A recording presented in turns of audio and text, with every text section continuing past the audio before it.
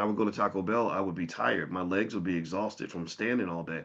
And then also I met my daughter's mother at Taco Bell. She was so cute, and next thing you know, we're having sex, and she gets pregnant and stuff. So stay away from tacos because tacos will get you in trouble every time. It's the damn burritos. It's what they put in the food. But anyway, so the point was that from this experience, I was like, okay, people work really hard for very small amounts of money. So I remember just saying, well, if I can work at Taco Bell for 8 or 9 or 10 hours for minimum wage, then I can study for 4 or 5 hours because I'm doing this for the rest of my life.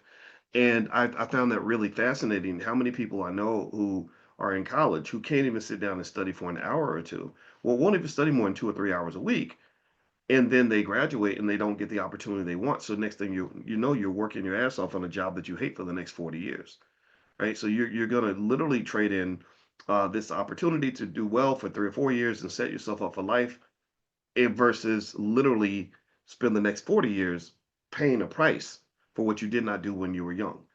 And this there's a term for that. They call it hyperbolic discounting. It's where you are so focused on the present, you're not conscious. It's a lack of consciousness. You're so focused on the moment that you can't see the future.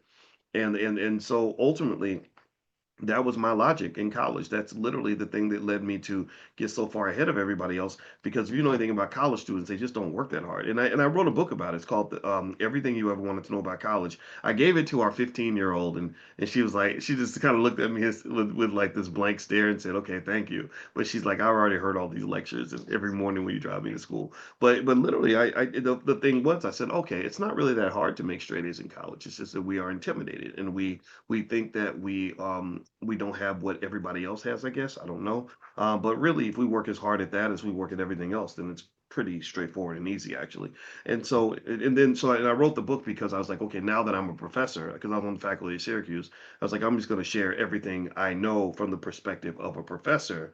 And just so that way you can't come into college and say, well, the reason I did badly is because I didn't know what was going on. In fact, I saw something, and I'm going to get back to that slide I just shared with you, but this was actually on my mind. I saw something where Allen Iverson, as a way to kind of explain why he blew so much money, there's an article that I guess from an interview he did where he says, "quote No one in my family went to college, no one got married," and he explains why that this is why he was doomed as a millionaire. Now I got to read this. I got to read this and do a deep dive. But here's the thing that's interesting to me is that it's like, when you say this, but it's like, well, wait a minute, you were exposed to lots of millionaires. You were exposed to people that could help you change your culture, change your habits, change your condition. So on one hand, it's difficult because it is hard to shift culture 100%. But there are guys that did that. LeBron James went and deliberately sat down with Jay-Z and Warren Buffett, and Jay-Z sat down with Warren Buffett so they can learn how to manage the money that they had. So you have a choice, right?